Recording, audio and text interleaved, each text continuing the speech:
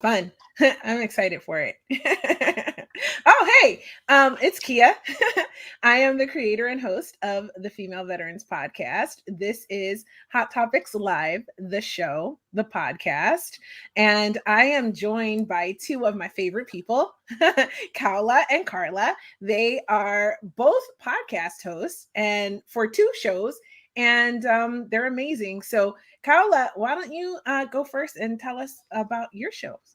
Yes, so my show is called Women Stories Podcast, and it's a show about stories of women all over the world who has gone through different challenges, and you can also listen to them. It could be a survival guide for you too. So, Carla, Mhm. over to you.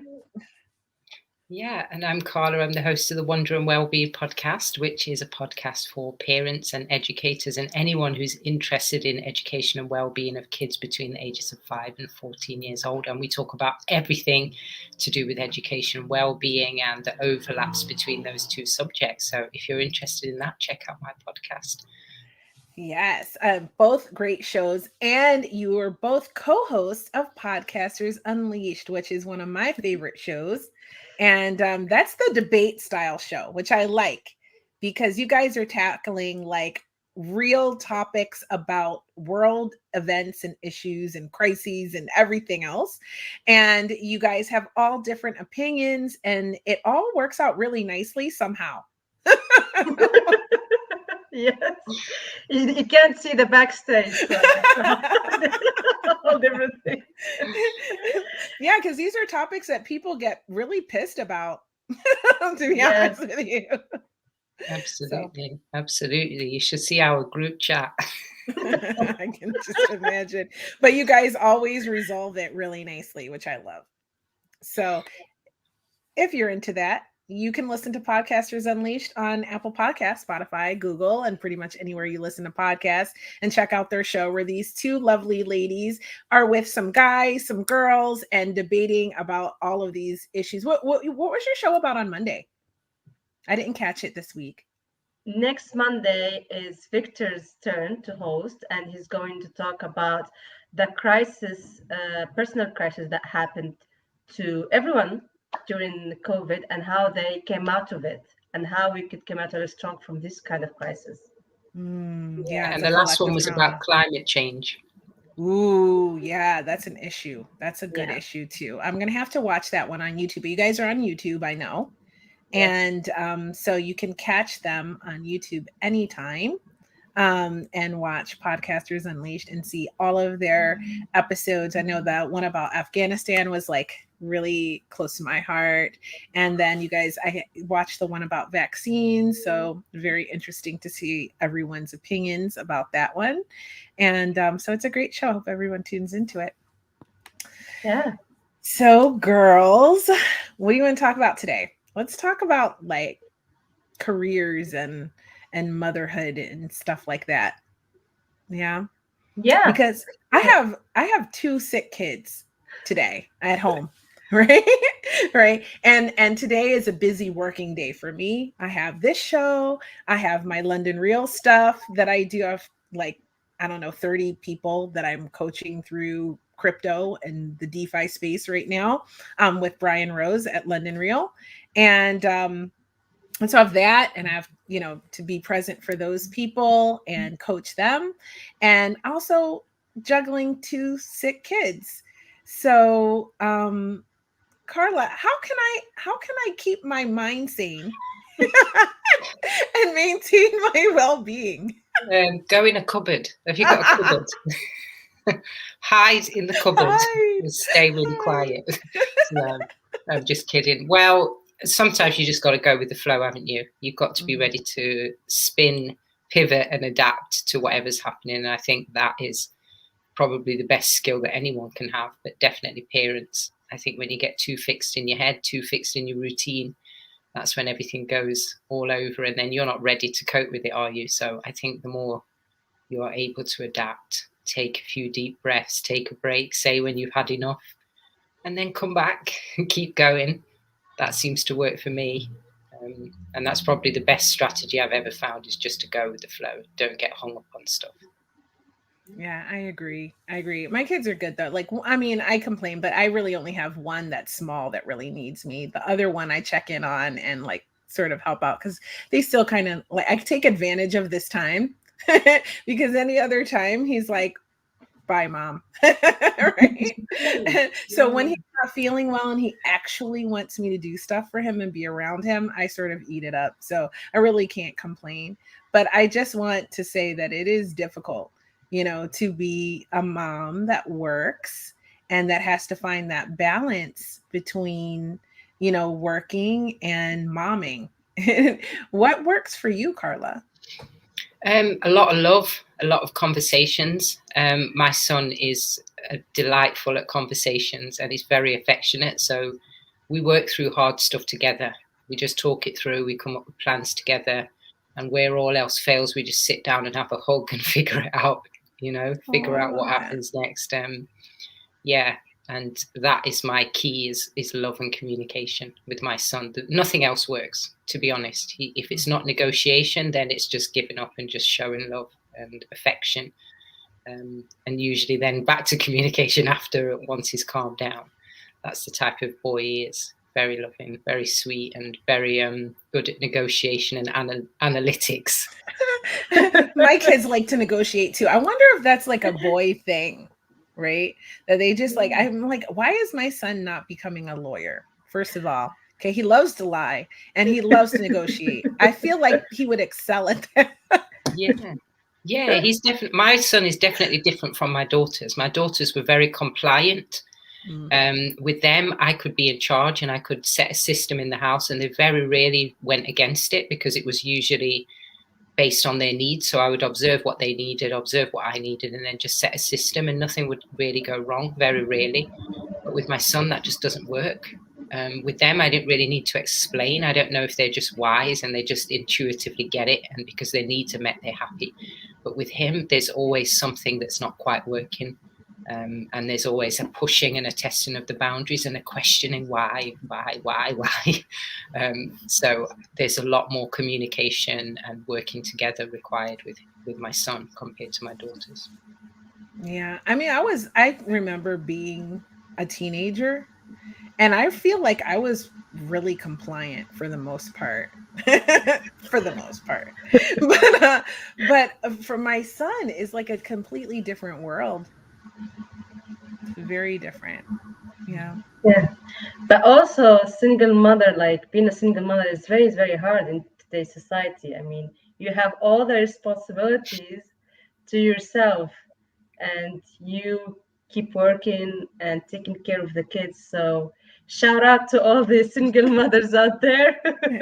Yeah, it's hard. Yes. And I do get support from their father. So he does come and he helps out, and he helps out financially too. So I mean, not a ton, but he does. He shows up when and he does what we agree upon. So I'm grateful. Like I'm super grateful for that. And I'm actually worked really hard through this thing called conscious uncoupling for us to be friends. Have you guys actually heard of conscious uncoupling? Yeah, I have. It's very interesting. Sounds a bit complicated. Not in principle, it sounds very straightforward, but it's complicated in terms of it goes opposite to a lot of the natural instincts that we have. Breakup. It's like telling you to do the exact opposite of what you would normally do, which is where the complexity of it is. But yeah, I've heard. Yeah. So if for anyone who doesn't know what it is, it's like Catherine Woodward, I think her name is. I think she has a TED Talk and a book. She has this concept where your next relationship sort of is impacted by the way you end the one before it. So you're carrying all this stuff with you into your next relationship, this baggage or whatever. And so ending your relationship with love and in compassion and that sort of way to be friendly and just part ways in a loving way is kind of what sets you up for relationship success in the future. So I was really, really determined that I was going to use this approach when my marriage was splitting up, and I did it. And let me tell you something, it was hard. Okay, because you're right, Carla.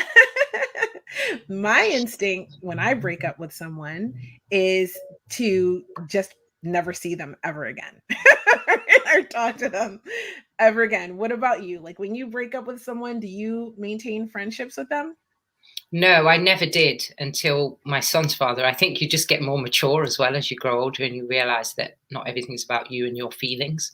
And that's what conscious uncoupling emphasizes. It makes you think ahead to the future, because we forget that when we're hurting, don't we? We lock people off. And also, I think the sad thing about doing things that way is you forget about all the good things and the love that you once had and the bond that you once had. And you dismiss that when you stop being friends or you stop being able to communicate. I think there are some relationships where it's better when you don't have anything to do with that person. But when you have a child, that just doesn't work, does it?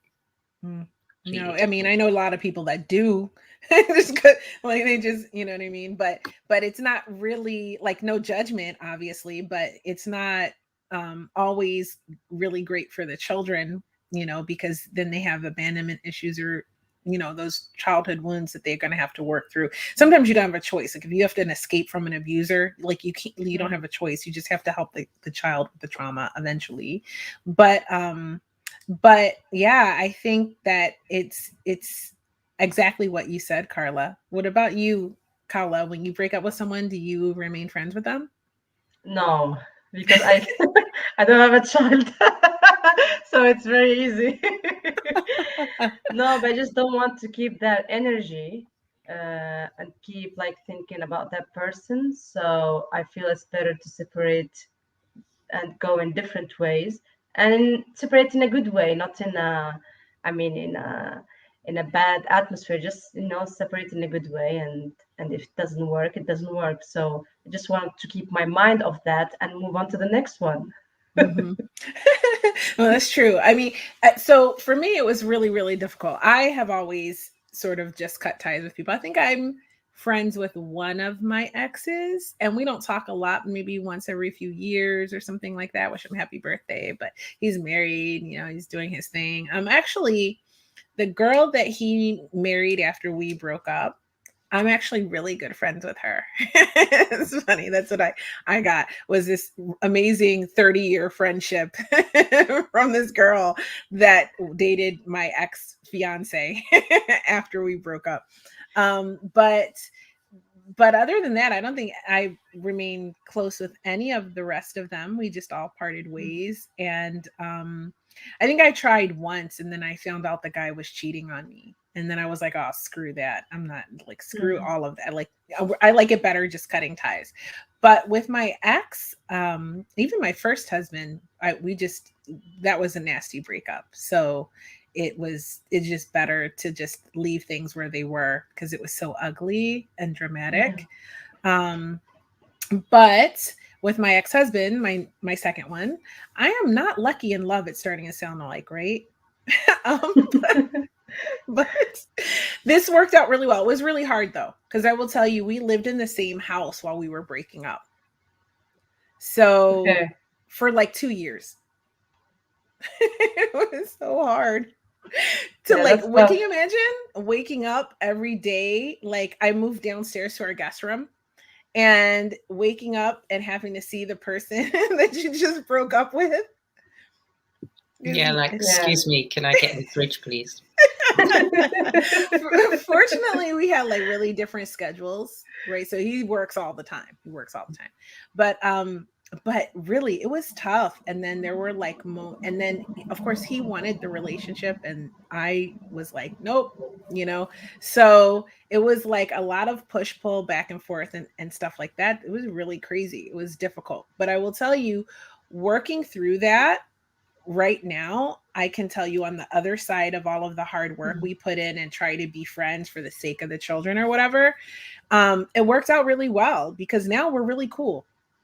Like, I can go over and hang out at his apartment, at his place, and use the pool and with my kid, and we can go do things as a family. We're actually talking about taking a family vacation to Miami next summer to see all of his family, because I used to live in Miami for 4 years with all of his family, and I never get back there enough. I love Miami. South Beach, amazing. Expensive, but amazing. And taking the kids and stuff. And that's not usual when you go through a divorce. So I'm really appreciative of that, right?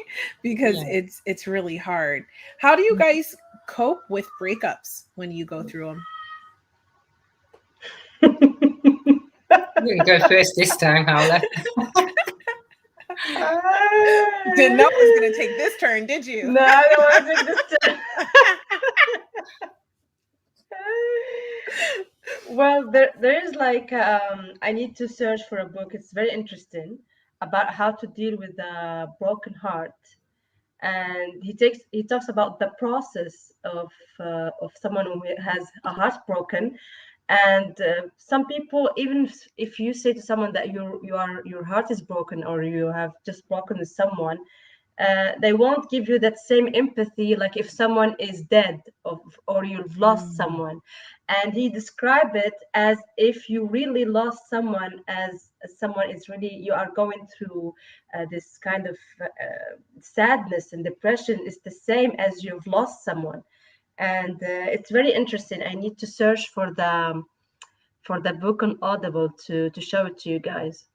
Yeah, do that, because you know what? It's true. And I don't know where I heard this along the way, Yeah. but I think I heard it when I was way younger. But it said, I think when I was going through my first divorce, because I was super young. I got married in the military, which happens all the time.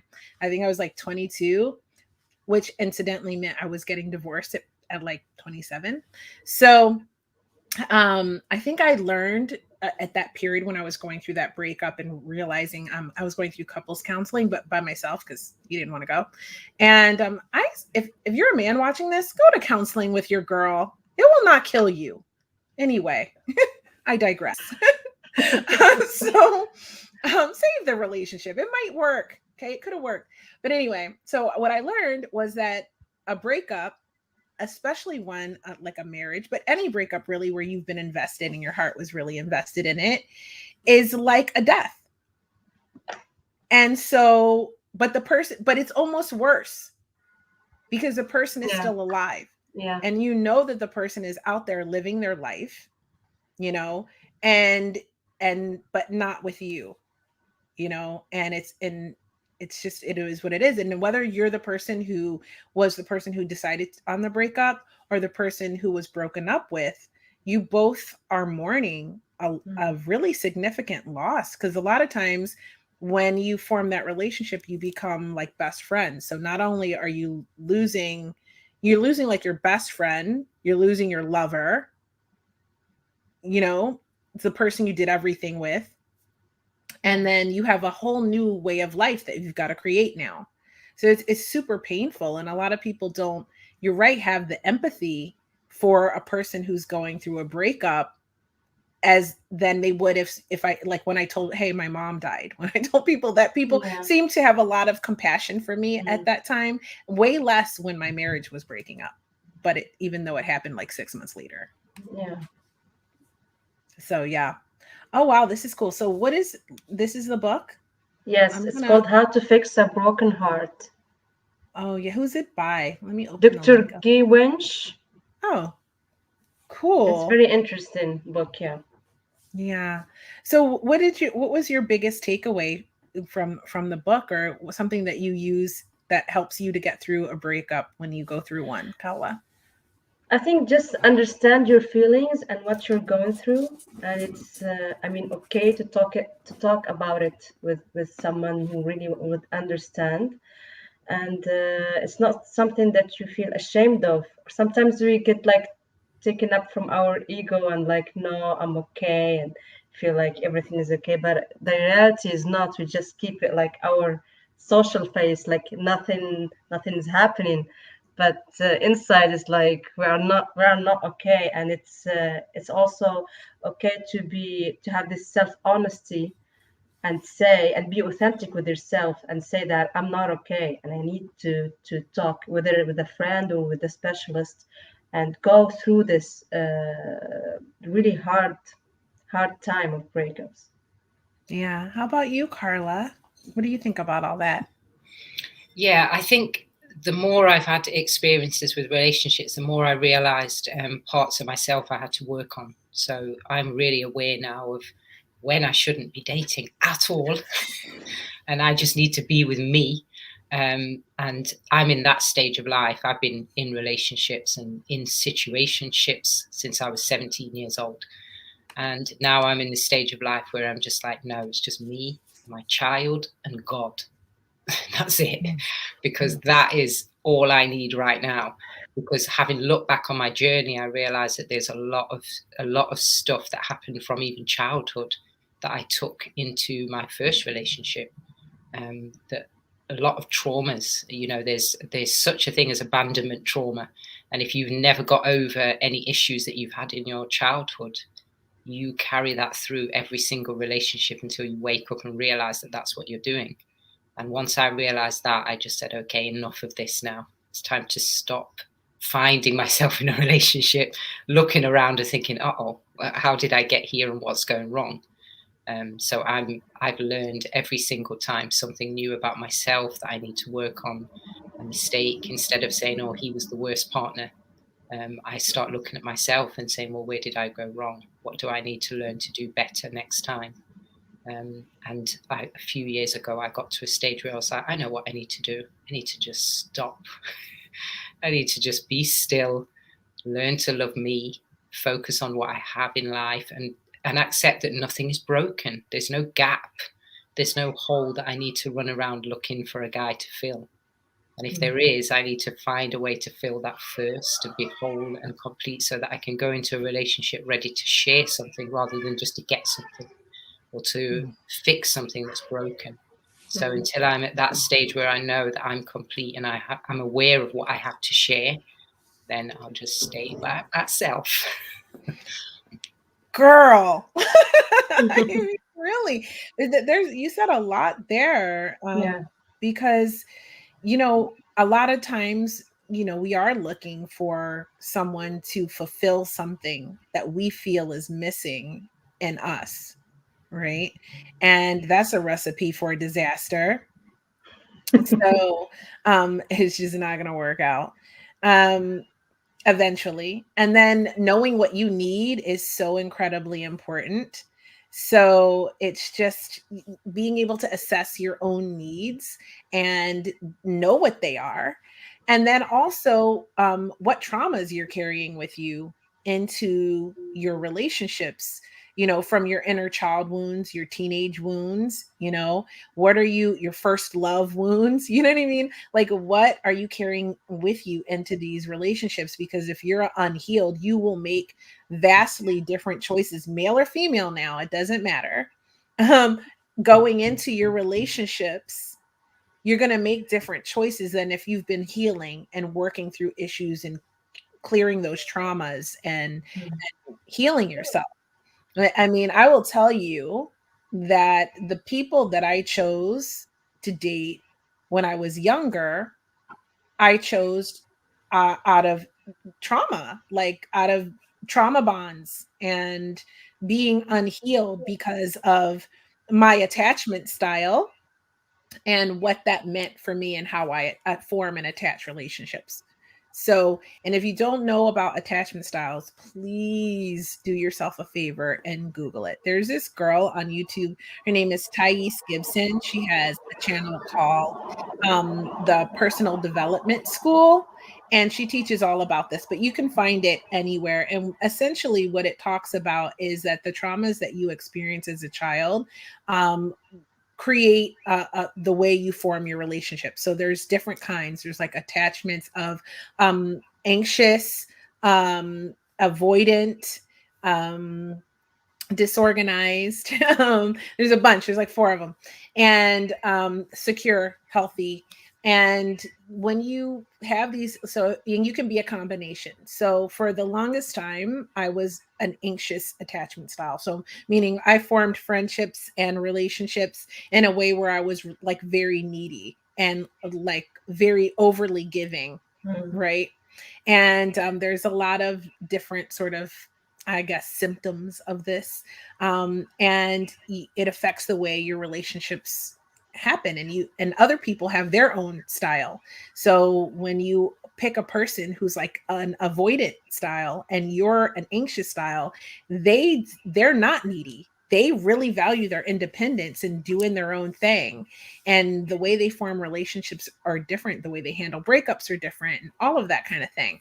So you'll be driving yourself crazy because you're not, it's like speaking different love languages also. So knowing love languages, knowing attachment styles all help to make relationships function a lot smoother, a lot better, understanding the stages of a relationship, and which stage you're in your relationship. Because most people get married in the honeymoon stage, and there's like 4 other stages after that one. And the one that comes after that honeymoon stage is the power struggle phase. So as soon as you get married thinking everything's perfect, then you get into the power struggle phase, and a lot of people break up because they are like, you're not the same person. But it's just them being real. If you can make it through that, then you can move towards the bliss stage, which is like another honeymoon phase, right? So, but it's like more permanent. And so it's just, it's a lot to it if you understand, these attachment styles. So I highly suggest you check them out and understand what yours are, because then when you meet people and you're working through your triggers and you're working through your traumas, you pick better for yourself. And then I know the guys that I've chosen in the past, I would never even think to choose now. They like couldn't even approach me. I would see right through everything. Like, be like, no. But I was very different then because I was really unhealed. And so I think we also have to sort of forgive ourselves for those choices too, right? Because you were unhealed. Like you said, you went from, it sounded like you said, correct me if I'm wrong, Carla, that you went from relationship to relationship for many years. And that's also kind of a sign of trauma, not taking that time for yourself, and hi, George, not taking that time for yourself. And now you are. So that's amazing. Hi, Sha. Thanks for watching. Anyway, behave. Okay. Don't start. Don't start. Anyway, that's it. All right. But thank you. We're flattered. Anyway, so Khaoula, what do you think? What do you think about all of that? Attachment styles and all of that kind of those concepts?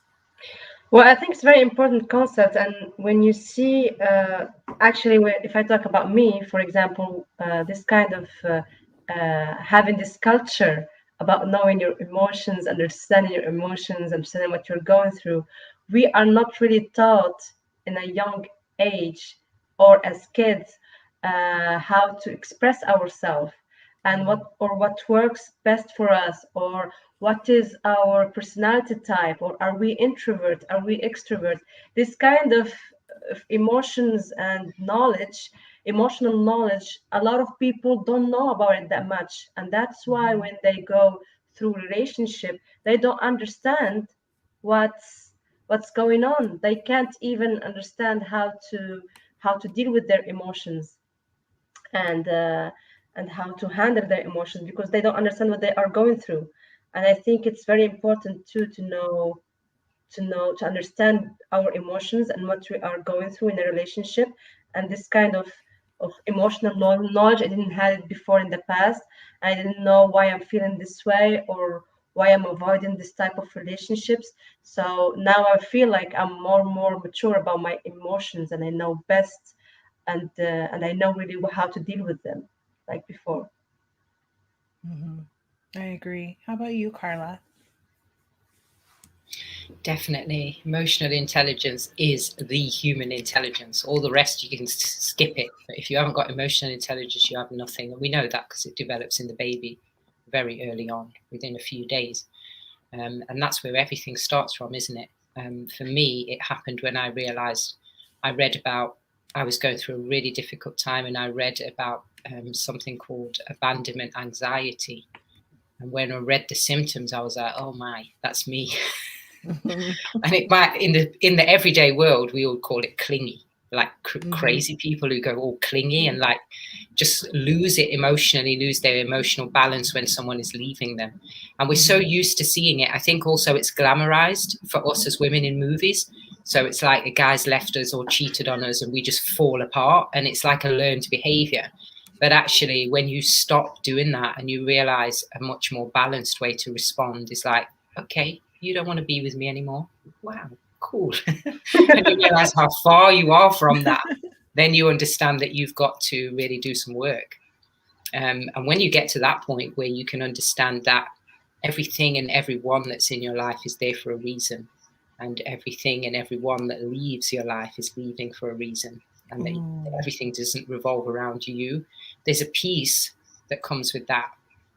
But in order to get to that place, you do have to understand emotions. You have to understand the role they play. And also you have to understand that you can feel them, but you don't necessarily have to act on every single one all the time, because then you can become neurotic, can't you? And really distressed, and it really affects your well-being. And nobody's really worth that. That's the thing. You may love people. You may have had a relationship. It may have been great. But no one's really worth you losing your balance like that. And also, if anyone is forming such a big part of your life that you're prepared to fall apart when they leave it, that means that you've been abandoning and neglecting all the other beautiful relationships that you've got in your life and the roles that they play. And when you, for example, when you have kids and you're dating someone and you fall apart when you break up, what about your kids?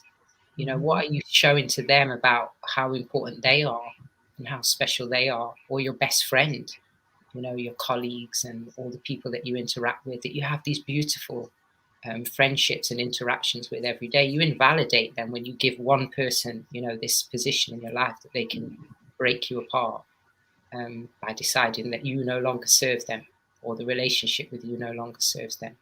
That's their right. But when you start to take a step back and look at things like that, you see all the amazing relationships you have, and the relationship with yourself as well, which is really important. I agree with you. And one of what you said, you abandoned the other relationships in your life, but you also abandoned probably the most important relationship in your life, and that's the one you have with yourself. Because that means you haven't been showing up for yourself, because you've given everything of you to that other person. Not to say that breakups don't hurt and you don't get upset and you're not going to mourn and you're not going to grieve, because we talked about that earlier, it being like a death. So you need to go through the grief cycle, and it's not linear. It's all over the place, we know.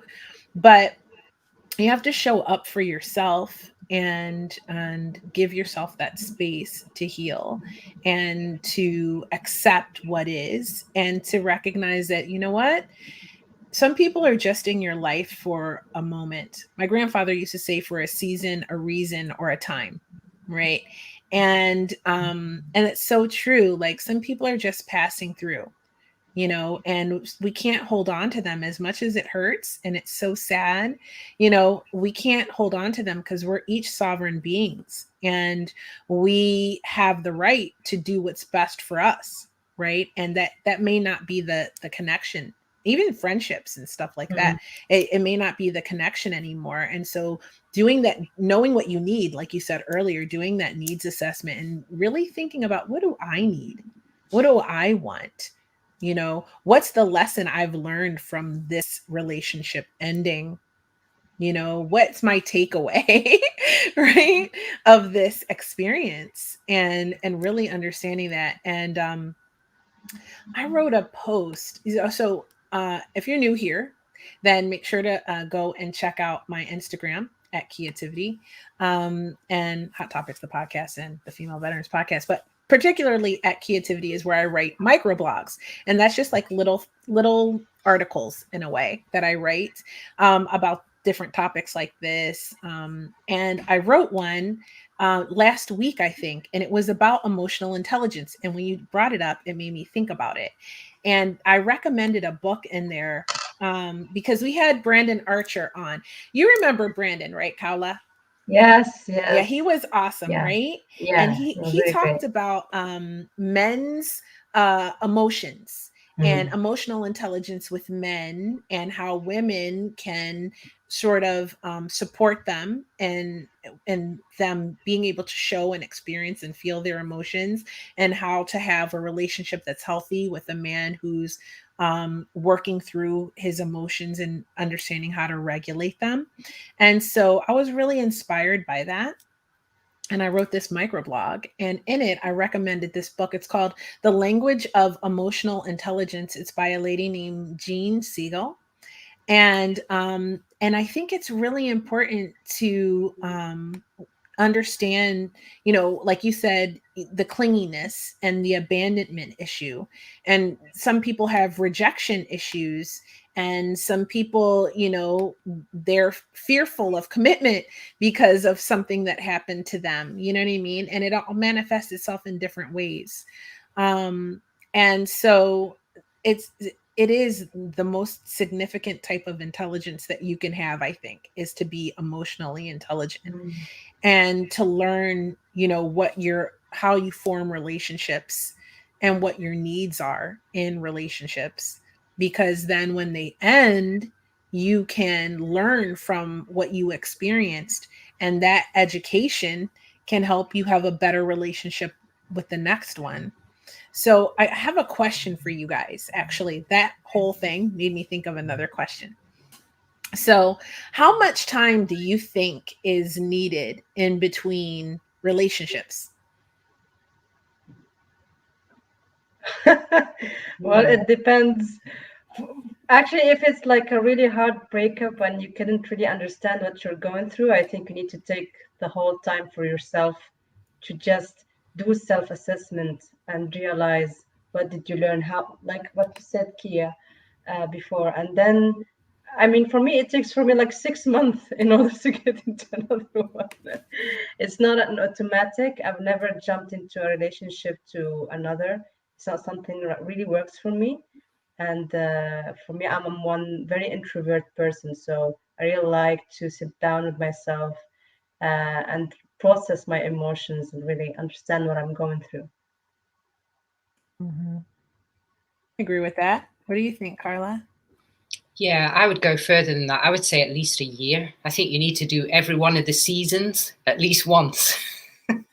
You need to see a full, remember the beauty of the whole world, the winter, the spring, all of the different seasons, and really take stock of your life and seasons of life that change and all of that kind of stuff. But also, I would go further than that and say it depends on how much damage you did to yourself. Because if you've put yourself through a lot, I always think about my emotions now as like a cup. I love the visual of you can only put out what's in the cup. And if you're not filling it back up continually, it will become empty. So if you're empty, it's going to take a lot longer. If you've allowed yourself to become completely empty, those relationships where you're just like, oh, I'm sick of this and I'm just so glad I'm out of it. That's going to take years sometimes. Depends as well how much time you've got to invest in yourself. If you've got a full-time job and lots of kids and lots of pressure from your family and all of that me time that Khaoula was talking about, which is where you really heal. You heal when you're having me time, and you heal when you're around a supportive network. So if any of those things are missing or in short supply, it's going to take even longer, especially if you've been in a long-term relationship. For me, if you've been in a long-term relationship for 4 years that drained you completely, it might take you 4 years to recover from that. I feel you. I have been single now for almost 4 years. I am going to get my degree in doing me very soon. And but I was in a relationship for 13 years, right? So I needed that time to reclaim my meanness, right? And just to sort of reestablish the role of how my house was going to run, and with my kids and all of that stuff. And I needed time to heal from everything. I needed time to realize what happened, what kind of relationship I'd been in, why I went into it, and then work on those issues of why I chose and stayed in something that was that way. Not that it was terribly horrible, but it wasn't ideal for me. And so I have to deal with the consequences of those choices, as we all do. But understanding why I made them helps to prevent me from making them again and choosing better for myself. It's like, I'm sure the relationship that I was in would be fine for someone. It's not fine for me. So sometimes you have to be like, even though I love my ex, I still love him um, as a friend. But sometimes you have to go, I love you, but I love me more. Right. One of my favorite YouTubers says that all the time. I love that. Shout out to Missy. And but it's so true. Like at some point, you have to be willing to choose what you need and what's best for you, and then pour love into yourself for a while and heal. So when I end a relationship, I think I've been single. I've known a lot of females like you, Carla, who have been in from relationship to relationship, and I am a typical girlfriend. Like I don't date. I don't date. I have to like you to go on a date with you. Like I have to see potential in the connection to even entertain you even a little bit.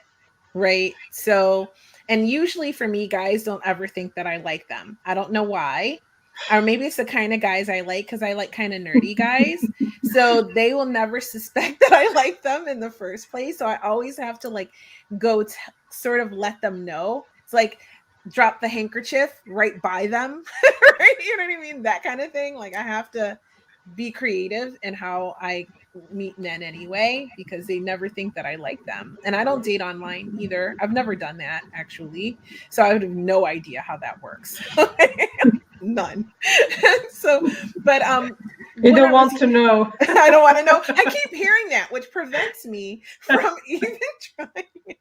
So and also we talked about this earlier. I seem to attract much younger men than me also, which is very challenging. So I have always gone from like been a girlfriend, but I've taken breaks, right? So in between like dating someone, I may have been single for 3 months, 6 months, a year, a couple of years. And inadvertently, I think, Carla, I was doing what you said. Like depending on the length of the relationship and how serious it was, taking that time was the amount of time I needed to recover from it and feel healed enough to go into another relationship. But it's always a relationship. It's never dating. It's always someone's girlfriend for a long-term period of time. Why do you think that is? That some people just like date a lot and never have really long-term relationships, and some people are always in some sort of long-term relationship? I think it's a values thing. Partly a values thing, maybe a safety thing. And you mentioned earlier about love languages, the way that people express. Like Khaoula, I'm introverted, and I also with my friends, I've noticed that I'm not the greatest person in a big crowd, so I tend to be very quiet in a crowd. But when I talk to a person individually, one-to-one, I really care about that person. So I really like intense relationships with everyone. And I think if you like intense, I love that. I love the human connection thing. And to really dig deep and get to know someone and let them know I'm there for them. And I'm like that with everyone, whether it's clients, friends, colleagues, and there's only so much you can give with that. But with a relationship, I think that means if you are like that, you tend to want a long-term committed relationship. You're not great at dating. And that can be a positive thing, because if you find the right person, then it's amazing. It's going to last for a long time and you're going to do the work required to make it work. And where that's concerned in my life, I don't have any regrets, actually, because when I look back at myself, I think when it comes to dating and just like jumping and checking and going on dates and ticking it off and all of that kind of stuff, I'm terrible at that, because I just don't work that way. And I think that's important, is to know how you work and why you work that way. I believe in bonds, really strong bonds between human beings, because I think that's important. But it's going to be different for everyone. Some people are great with speed dating or speed living. You know, I'm a bit slow to catch on, so speed living doesn't work for me. I'm like, oh. I don't know what that is. Speed dating? You don't know what speed No, dating? speed living. Yeah, but you know, it's some people are really fast and they're on the ball, and they're able to spark up conversations and all of that. I won't. I will sit there for ages in silence, processing, and the party will be over. Okay, so I speed live, I think. Okay. I learned something new today. Yeah. So yeah, it depends on you, and it depends on your value system. Yeah, too. I think that really makes a difference. If your value system is based on what I call old-fashioned values, where it's like dating, courtship, engagement, marriage, long-term. I think if you're from that school of thought, then it's a relationship thing for you, and nothing will ever really cut it. And if you can't have that, you'll have nothing. And that's where I'm at. I'm at that point where I'm like, well, I don't really feel that I'm ready for that, to give that to someone else and give them what I would want to give them, the best me. So for me, that means nothing. It means no dating, no funny business, no friends with benefits, no friends with benefits, none of that stuff. It's just me keeping to myself until I'm at that stage where I'm ready to be serious, because I think it's a serious thing too. I don't see it as, can be fun, dating can be fun, but I think you always have to keep in mind the long-term objective, because I don't think fun works out, you know. Doesn't But last. dating has really changed, girls. It has really Do changed. tell us, Khaoula. I would love to go to the old-fashioned way where guys just following girls to get their numbers because they find like a challenge. And then to just get that first date, it was a challenge for them. And that another date and another. And before, there was no texting, there was no social media. You need to call the person, you need to show up for the person. And now, when you go into the online dating, you're like, okay, well, I have a date with this guy. Let's go. Well, he seems okay. Well, let's just go to the next one.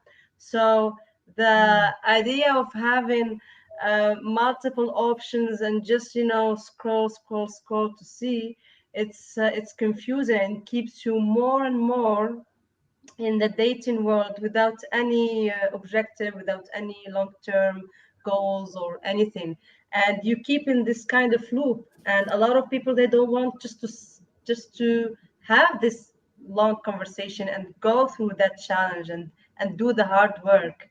So it's it really changed from the dating before and now, and it's sad that it's changed.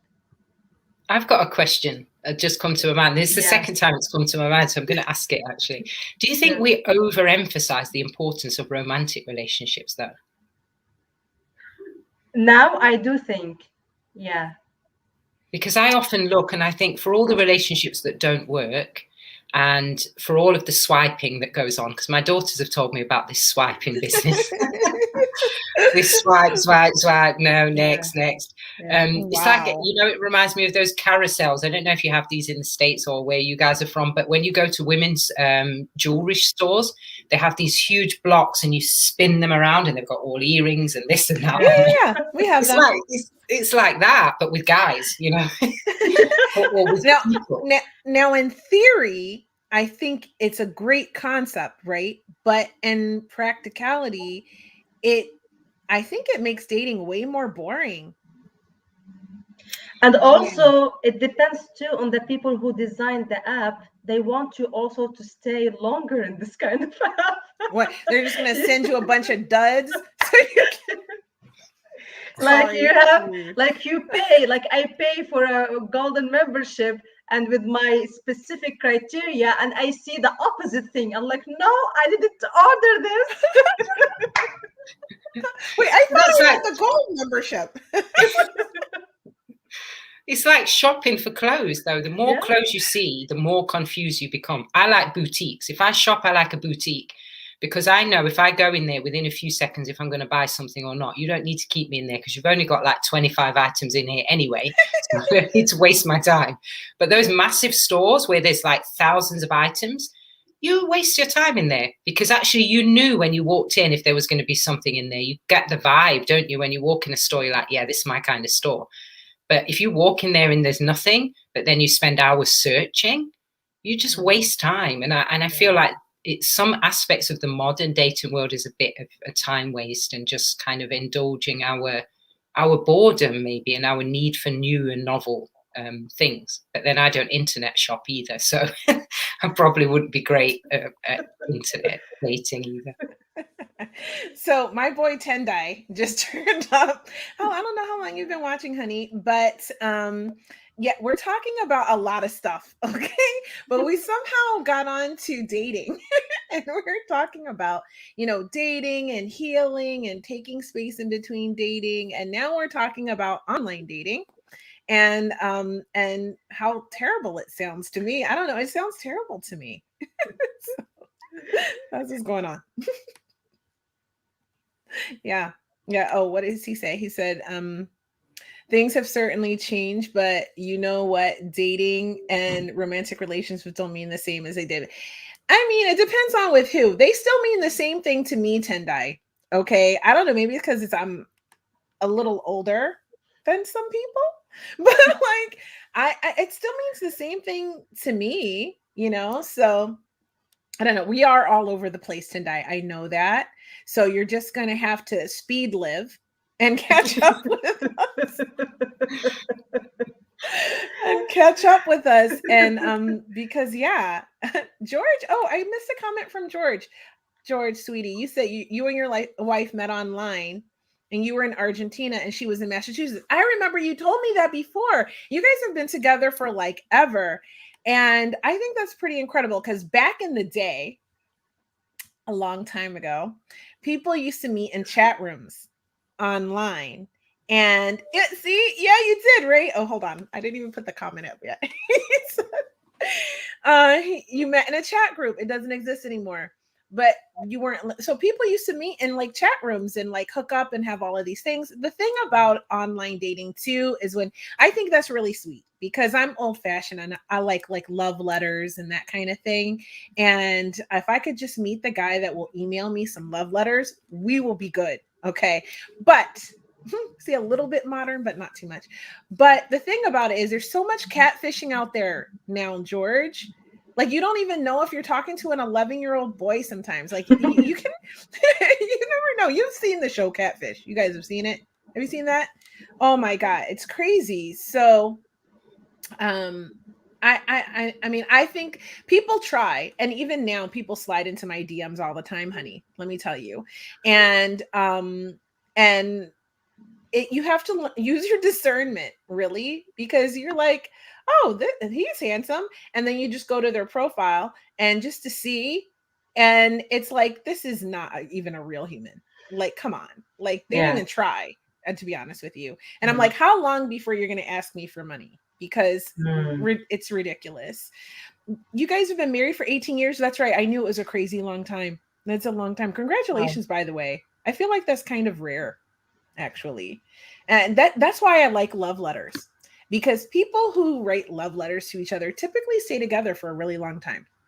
Especially if you're at a distance and then you have to come together. As long as if it's a catfish, honey, they never want to show up. I saw it on the show. Okay. They, for some reason, don't ever want to appear in person. That's a clue too. And you don't want to meet in person. Yes. Like what? I will be like, send me a video. I don't know why people don't do that. Send me a vlog. We vlog all the time at London Real. Doing what we do. I do that like in the dating, like, let's go on and have a video chat. And when the person say, no, I'm not sure, I'm like, okay, next. No. Yeah. If you're not willing to get to the video chat, it's a no for me. So, but for real though, because I don't want to like you got to prove to me where you, and I'm like, send me a video with like you talking and then show me your surroundings. Like and people don't like that. I'm like, I don't know, sometimes I just do it for fun too. I'm like, okay, who is this in my DMs? Okay, we're gonna have a little fun today because I'm bored. So it happens. Okay, so oh honey, oh my God, no. Okay, so that's not messing up the show, First of all, if you have been watching this show for a while, you know that my mom passed away in 2018. And it was sudden and it was so sad.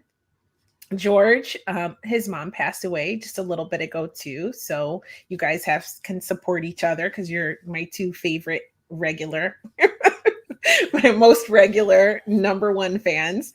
And so, but I want to say I'm sorry for your loss, honey, and I'm so sad that your parents have passed away. Both of my parents are deceased as well.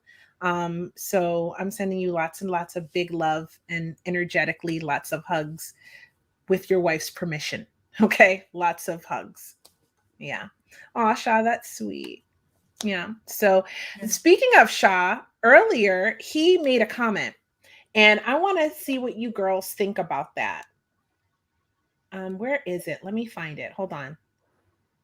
Okay, this one. And I put it up for a second, and I pulled it down because I wanted to talk about it later. Shah said, if you are in a relationship, you must sacrifice for each other, sacrifice in all conditions. What do you guys think about that? Do you think that's true? Well, it depends on what you are sacrificing for, and what is the reason you are sacrificing for, and is willing to sacrifice. And also, women, they do sacrifice when you are in a relationship and when you're going to have a baby and you're going to have responsibilities. You do sacrifice a lot more than the man. It's a fact. Women do sacrifice in a relationship, but it just depends on how are you willing to sacrifice for it, and what are you going to give, and also the person, the partner, how they are going to contribute to that relationship. Mm-hmm. What do you think, Carla? Yeah, I don't know if I necessarily agree with that. And why I say that is because there are different relationships for different purposes, and there are different stages in life. So I think there is a stage in life and the type of relationship where you're in it to get stuff, whether that's to experience what it is to be in a relationship, whether it's to learn, to be loved. Some people are in it to get those things. And then there's a stage where you get to where you're about giving, not just in your romantic relationships, but in all in life. You start to look for opportunities to be of service to others. And I think if you're at that stage in life where you want to be of service to others, you know what your gifts are and your strengths, and you're ready to share those, and you've got enough people topping you up and filling you up, so it's kind of reciprocal, it's like a cycle, then I think you can get to that stage where you can start to sacrifice. But I think there are always some things that you shouldn't sacrifice. And one thing I would say is values. Your values, you must always hold fast to your values, because when you sacrifice those, you have nothing. Self-respect as well, your dignity, all of those things, you don't sacrifice those bigger things, because there are some things that are for your children, some things that are for your partner, some things are for your friend. This is just the nature of life. Some things are for God, if you believe in God, or for the divine. Some things are not to give away. So I wouldn't say you sacrifice everything, but I do get the point of, service relationships and saying, you know what, I think I could really be of value to this person. I think that's a good thing. It's a good approach to have, but it takes time and work on yourself to get to that point. I agree. Being of service. And I think in all relationships are give and take. So you said, Shah, that men must sacrifice. I actually would love to know more about what you mean by that. But you never ask. I never ask only women sacrifice. Yes. Okay. So yes. So mutual. I get it. So mutual sacrifice. And I think, yeah, a lot of give and take is really necessary to make a relationship be successful. And that you both, but you cannot, like you said, Carla, sacrifice the really important things to, like, who you are. You see a lot of these people and they go into a relationship and become really codependent. And it's like, for example, Carla, you're like, well, come and have lunch with me, Kia, and let's go. I know you love reading. Let's do a book club. And I'm like, okay. And then we're doing this book club. And then I meet a man and suddenly I'm like, I have no time for your book club, honey. I don't even read. Okay. He doesn't like books. You know what I mean? And that's just completely denying who you are and what you were doing and your friends and the life that you have. And I think, I don't know, guys, I got guys watching today. So tell me if this is right. Is it a turnoff for you if a girl completely changes who she is for you, right? She doesn't go out with her friends anymore. She doesn't do anything except stuff with you, right? She sort of loses her identity into the relationship. Is that attractive to guys? Because I always thought that was not attractive to men. It's not attractive with if my guy does it Mm. for me. I still like him to have friends and have a life and have his own independence. And then we are sort of interdependent on each other, not codependent. So I wonder, does anyone want to attempt to answer that? If not, that's cool. But I'm just curious. So because I don't know. What do you girls think about shifting your identity? Carla, I imagine you're like, hell no. Oh, yeah, I am. Like, hell no. But because I've done it. Because I've Mm, done it and I know what it's like, and it definitely connects to the whole abandonment and trauma and anxiety. I think it's a fear-based response because in my experience, when I've done that, it's been because I've thought that this is the one and the only one I'm going to get. And mm, so, yeah, so that then puts you in a situation where it's like, I've got to do everything I can to make this work. And it also connects to the quality of your other relationships or the non-existence of them. If you have nobody in your support system, you have no one close to you. When you meet someone, then you're all in. And it's like, I've got to make this work. I've got to make it work because maybe this is the best I'm going to get. When you get away from that mm. mindset, and you start to realize that there's a whole world out there full of people, full of opportunities, and that even you today is not the same as you are going to be tomorrow, next week, next month, next year. You're going to be different, and there's going to be new opportunities, and there's an abundance in the world. Then you start to avoid that because you look and think, oh yeah, there are some things about me that maybe this person doesn't like, but that's okay. You know, someone else will be out there, and if they're not, I'll just wait until there is someone. But yeah, it's a sad thing to do that, and it's one of the reasons I always, when people ask me what advice would you give to young people, I always say, be yourself, because it sounds cliche, because everyone says it, but actually, when you look at it and try to do it, it's much harder than it sounds. It takes time, effort, especially if you've been through rejection or any kind of abuse, because then you've detached from the self, you've blamed yourself, you've learned to dislike yourself and try to be what pleases people. And that takes time and work to get out of that and learn to love yourself. So where I am now is as a result of all of that work and experience. And now I'm like, no, I'm not compromising anything. If you don't like it, that's between you and God. And I'm sorry for you. Yeah, I feel you on that too. I think I've reached a place in my life where, and I've always been kind of like this, which is weird. Like I never mind it. I love to be single. In fact, I love to be single too much because I always felt like, I mean, you have to compromise when you're in a relationship, and guys inevitably want to tell you what to do sometimes. And sometimes I don't like to listen all the time. I tend to think I might know better a lot of times, depending on the guy. Sometimes I'm like, okay, he's really smart and he does know what he's talking about. I have no idea. And then you have to, go with it. But like for the most part, the idea, I've always dated sort of old fashioned guys who have, I know that like a lot of girls nowadays don't cook and clean and do all that stuff, but that's how I was raised. And I was also raised to really take good care, like treat my husband like another baby, sort of super nurturing. It's part of my nature. So I'm exceedingly good at that. And so it's very attentive. I'm very attentive. Not all guys like that, by the way. You'd think they would, but they don't. And so oh hey Charles Allen, what's up? It's been a minute. Thanks for popping by. You stay blessed too. Anyway, so but yeah, it's like one of those things where you have to sort of compromise, we'll say, and there's expectations of you. And so I really like to be single because I just do me, right? But you can get stuck in that, so it can be a trap. You're too happy being alone, so I don't know, I don't think there's too much emphasis on romance. I think there's kind of a lot, but also I think you should be in love with yourself first. That, for your other question you asked. What do you think, Khaoula? Well, I think if you are single for long, it could be a really uh, lovely trap. And you could lose yourself like, oh, single life is good.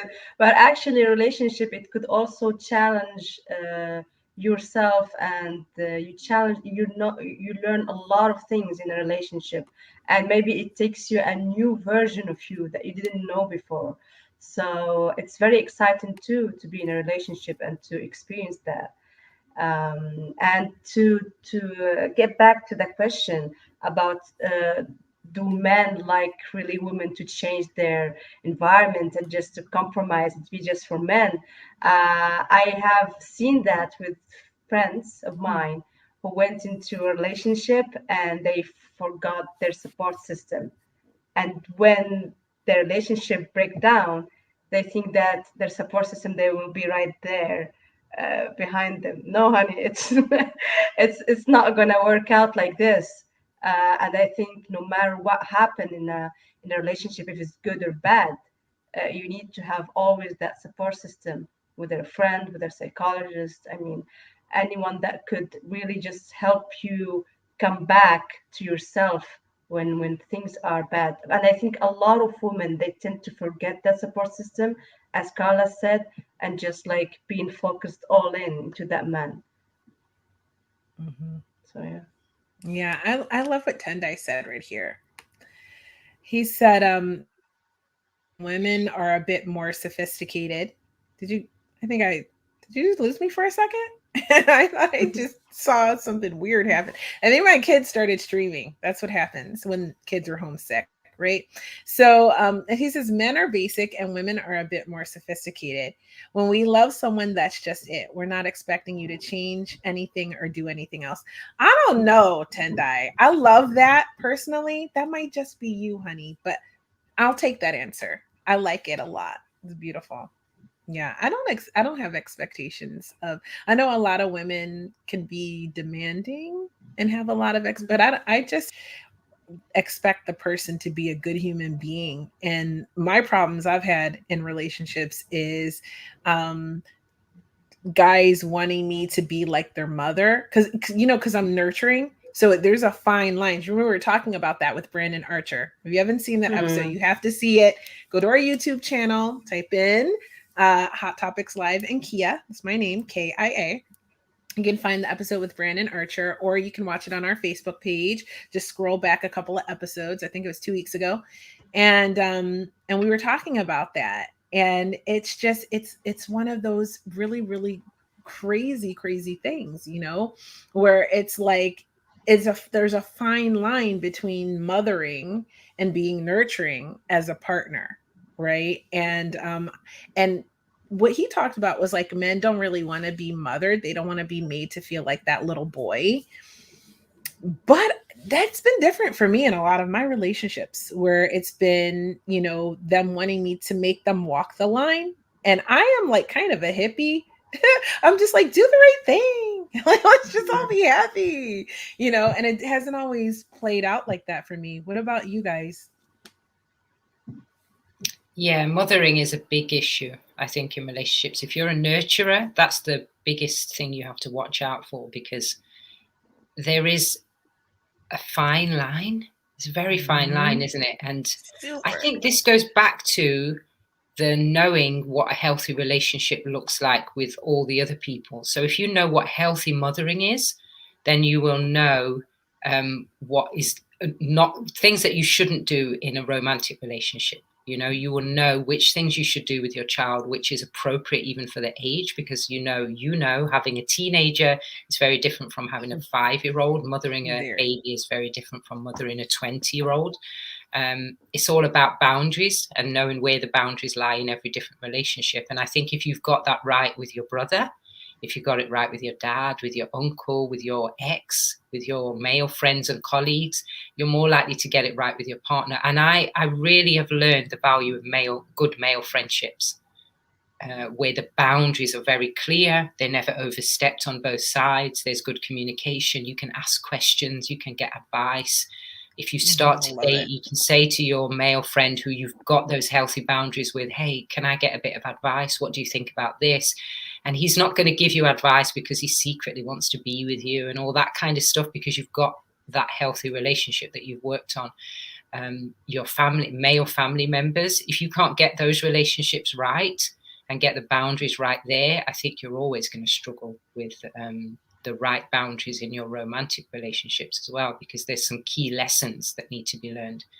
And when it comes to mothering, if you mother your brother, then you will probably transfer that, you know, or if you over mother your son, and that's easy. One thing I realized with my son is so affectionate, and he's so loving and so clingy and so cuddly and cute, but I know that there's going to come a time where I've got to detach. You know, it took me a long time, for example, to get him out of my bed. And when he reached a certain age, I was like, no, this is really not right. Well, you need to go and sleep in your own room. And now, you know, if he gets a chance to get back in my bed, oh boy, it's a week to get him out of there. It's my life. An excuse every night. Oh, my neck. Oh, my bed's not as comfortable as. My son's is my TV's not working right in my room, because like if he has a nightmare, he likes to put the TV, or he likes ambient noise when he's sleeping, because I do, and he slept with me for so many years. And I thought, you know, it's gonna be time for me to start dating soon. My son's 5. Like, I need to create space for new energy to come into my life. I can't even have my kids sleeping in the bed with me all the time. So anyway, he has his own room. He's had his own room forever. And when he was smaller, he did sleep in there. But what happened was, when his father and I started to split up, we split. He came in straight, Mom, can I sleep in here? And I was like, of course. First couple of nights turned into like 3 years. Okay. So like, I feel that he now sleeps in his own room, but it is still really touch and go. Like, it's like just what you said. Oh, my back hurts. Can I sleep in here? Oh, I'm going to Dad's house this weekend. Can I sleep in here with you tonight? Like, yeah, I feel that. Mm-hmm. They just want the king size bed. Yeah, it is. It is a big bed. But I really, yeah. But those boundaries are important. And I love what you said about having male friends. Okay. Because most of the guys that watch this show are men. So I feel like I have a lot of male friends. Also, I historically, from being in the Navy, had guy friends. Like, I had a handful of girlfriends, but I had mostly guy friends in high school, junior high, same thing. Elementary school. Actually, when I went to private school, that's when it started. And so it is a very fine line between being nurturing and supportive, and mothering and emasculating is a fine line of that too. Like, you know, so definitely I see what you're talking about there. And I have 2 brothers too. So I was really lucky. One of them, though, I did help raise. So that's also learning that dynamic of, as he got older, to just be like, okay, I'm the big sister, I'm not the mom. But when he was a baby, I took a lot of care of him because my mom wasn't well. So it's just interesting, that dynamic. But having those guy friends and having female platonic friends is so helpful. If you don't have that, find some friends. Like, you can go to Meetup now and make new friends. You know, I think there's like apps for friends now. Khaoula, have you seen that? Where you can make friends on apps now, and it's not just dating. Yeah, actually, I have like apps for just to go out and meet people, like hiking or going out, and There's an app just for that. yeah, just go to dinner and talk to people. And I do love this kind of stuff because you have unexpected people there and you create unexpected relationships. And that's how I have like a lot of expats, people that I see in Paris, and I have really good relationship with them. So yeah, so just try different things, not just the dating app. It's not it's not Maybe the the only friendship way. apps. The Yes. friendship apps might be better. Because then when you are in relationships, like you were saying, Carla, and you have problems, you can talk to a guy that can probably give you insight, or a woman who can give you insight. I know a lot of married couples, though. At least when I was younger, I had friends that I worked with when I used to work in corporate. And they would say, yeah, we can, we can hang out at work and have lunch, but my wife doesn't allow me to have, or my girlfriend doesn't allow me to have female friends. What do you guys think about that? Red flag, red flag. That's an issue if you have a person who doesn't want you to have anyone else except them, because being isolated in a relationship is bad for both of you because everyone needs someone. But also a big red flag is somebody who has nobody. When you meet them, there are those people who are like, oh no, I'm just by myself, and I do everything in life by myself, and that's why I need someone like you. Oh no, you better run for the hills if you hear that, because really, it's very unattractive and actually a real serious issue if somebody has nobody in their life. I learned that also through experience, because there's nobody there to regulate them. Humans are social creatures. And we do best in social environments because we need other people to give us feedback about what works and doesn't work. Sometimes my son will put on the craziest outfits and he needs me there to say to him, that's really cute, but you know what? You're not wearing that where we're going. And his face sometimes is so sad when I say that. And I'm just like, let me explain it to you. Look, it's like this, And I always think in those moments of how we would grow up if I didn't give him any feedback. How he would behave if I didn't tell him the importance of brushing his teeth, of not saying. This week we had conversations about why not to say every single thing that comes in your head when you're having a bad day, and what that can actually do to people around you and how you can end up. And those things are really important. And, finding someone who doesn't have anyone around them to give them feedback about how they present themselves, how they speak, how they act, even on dates. I've been on some crazy dates, and you think, why did someone not tell you that was not acceptable? That is really not good. So I think, yes, if you are being isolated in a relationship, that's a bad thing. But also if you meet someone who is isolated at first, that's also not a good thing. Yeah, isolation is not good. My first husband was very socially, let's just say he didn't like people, and I was like his favorite person. I didn't see that as a red flag until it was too late. So I can support your statement that it's not good to be, it might seem romantic to be someone's everything at first, but it really turns. And so anyway, yeah, it's right? really sad. It's really sad for them. I hope he landed on his feet somewhere, wherever he is in life. I'm sure he's fine. He was a smart guy. Like I said, I tend to like nerdy guys.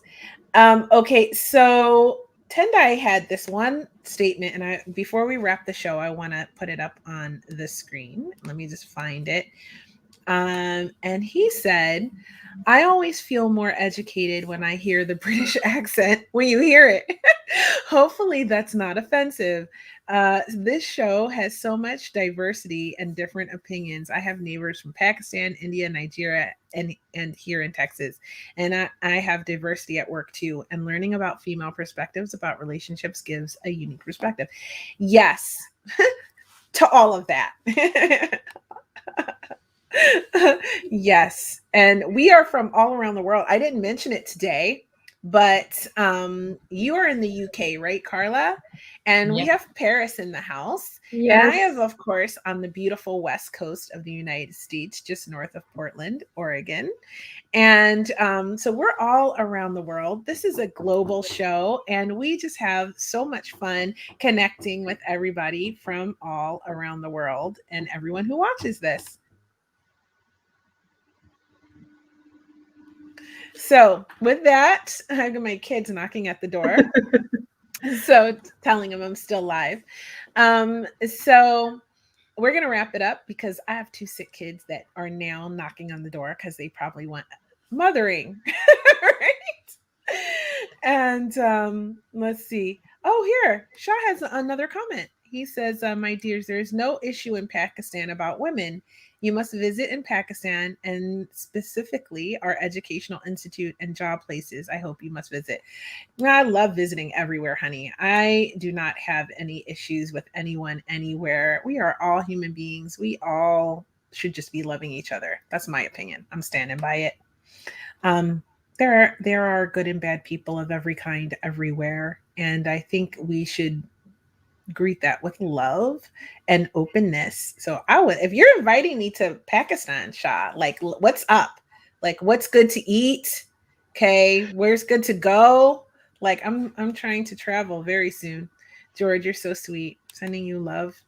And I think we're gonna wrap it up, my dears, because it's getting late over there on Yeah. your side of the world, and I've got to go do some stuff as always. So I appreciate everyone for tuning in. Shah, thank you for sharing and joining us this week. We'll be back next Thursday, 3 p.m. Eastern Time, which is 12 p.m. Pacific Time. I don't know, different places all around the world, but 9 if you could, p.m. Paris time.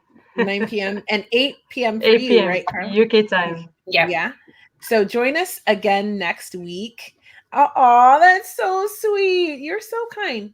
Okay, don't forget to go to my YouTube channel and subscribe, Shah. Okay, you're part of the tribe now. Come back and see us next week. All right. Oh, so sweet. So with that, we're gonna wrap it up. I want to say thank you for spending this hour and 20 minutes with us out of your life. That's a lot of time and it's appreciated. You can find us all on Instagram, the Wonder and Wellbeing Podcast on Instagram, Women with Stories on, I almost said Women Warrior Stories. That's my other show. Oh, Women with Stories on Instagram for Khaoula. You can watch Podcasters Unleashed on YouTube and on Facebook on Mondays, and you can listen to it in podcast form anywhere you listen to podcasts. You can listen to this show in podcast form anywhere you listen to podcasts as well. Make sure you like, share, subscribe, come and watch us live. If you want to join the conversation, ask questions, put comments, hang out with us, watch live. Otherwise, you can catch the replay anytime. And I appreciate you guys. You guys want to say anything before we end this live? I just want to thank all the audience that have been here and hearing us and sharing their struggles too. Mm-hmm. And I really love hosting this with you and Carla coming up at the last minute. That was really great. And yeah, we had fun and we have discussed a lot of topics. So thank you for this. Mm-hmm. Carla? Yeah, likewise. Lots of love to the guests, and thank you, Kia, for having us. As always, it's always fun. Sometimes we don't know what we're going to discuss here, but it always turns out to be a great way to spend time and to just share all the things that matter to us as human beings. I love this, and I love podcasting. Thank you for having us. Oh, well, it's been a pleasure. This show is organic. That was the intention of the show. It's never pre-planned. We sometimes know what the topic is if our guest is in the house, but this week we had a scheduling issue and my guest will come in another day. And Carla was so awesome. That's why you need friends. Okay. Yeah. Carla turned up to hang out with us and just chat and have this conversation. And we talked about motherhood. We talked about breakups. We talked about love relationships. We talked about emotional healing, emotional intelligence. We talked about so many hot topics today, and it's been really fun. So I love you guys, and I will see you next week. And girls, thanks for hanging out with me. I'll have you back again really soon. Thanks. Bye, guys. Bye.